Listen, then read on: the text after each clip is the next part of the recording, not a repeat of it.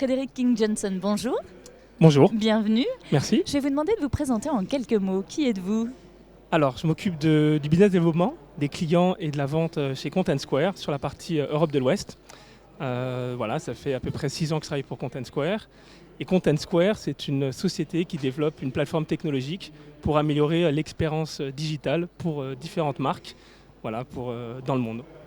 Oui, donc j'imagine qu'en ce moment, c'est quelque chose qui est en plein boom, eu égard notamment à la crise que nous vivons et les besoins dans le digital. Ça a un impact sur vous, ce que vous faites ou ce que vous voyez autour de vous ?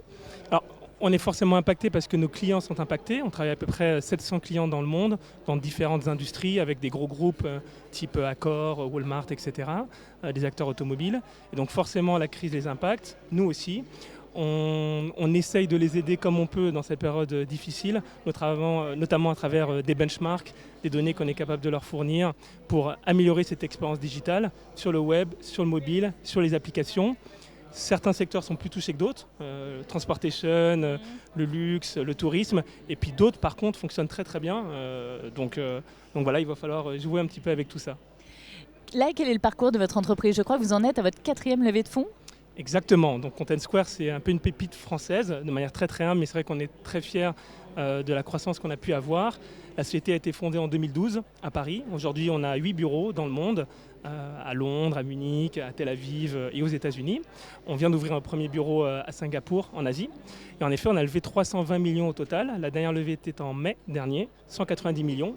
Avec BlackRock. En pleine sortie du confinement, wouh ! C'est ça, alors ça avait commencé un petit peu avant, forcément en termes de discussion, et ça a été annoncé en plein confinement, en effet, c'est 190 millions avec des acteurs investisseurs historiques et BlackRock qui est entré, pour nous aider à continuer d'optimiser notre business sur l'expérience digitale qui est en forte croissance, investir dans la R&D, beaucoup, de manière organique.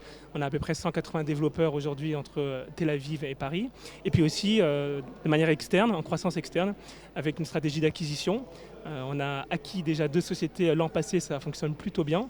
On va essayer de continuer d'ici fin d'année pour grossir encore plus vite sur ce marché. Et sur quoi elle repose cette success story ? C'est quoi votre regard là sur le parcours C'est assez simple en réalité, c'est qu'on vient adresser un marché qui n'était pas très adressé, avec une solution extrêmement simple à installer, extrêmement intuitive pour les équipes marketing et digitales.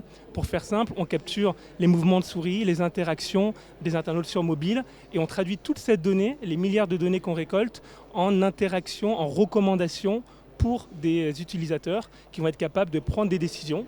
C'est-à-dire concrètement ? Concrètement, on va enregistrer le parcours des internautes, analyser, mesurer la performance des sites pour dire quelles sont les frictions, les irritants, les points de blocage dans le comportement des internautes sur une interface web. Et derrière, traduire toutes ces données-là en recommandations actionnables pour nos clients qui vont définir une roadmap et prendre des décisions non pas basées au doigt mouillé ou sur une opinion, mais sur de la donnée comportementale. Alors là, vous avez réalisé une étude sur l'impact du Covid-19 sur le e-commerce, c'est ça ? Exactement. Qu'est-ce qui en est ressorti déjà ? Alors, il y a énormément d'études qu'on a pu mener puisqu'on a beaucoup de data sur l'ensemble des industries et 700 clients, comme je disais. Et ce que j'expliquais, c'est que on se rend compte qu'il y a des secteurs qui fonctionnent très très bien, comme l'alimentaire, forcément. Il y a beaucoup de transactions qui ont augmenté de manière globale dans nos statistiques, de la même manière que le volume de trafic et que le volume de chiffre d'affaires, malgré l'impact négatif du Covid, encore une fois, dans certaines industries. Ce qui est sûr, c'est qu'il faut accélérer sur le digital, je pense, sur cette expérience client à mener. Donc on voit des arbitrages qui sont faits aujourd'hui dans ce sens. Merci beaucoup et très belle continuation à vous. Merci bien.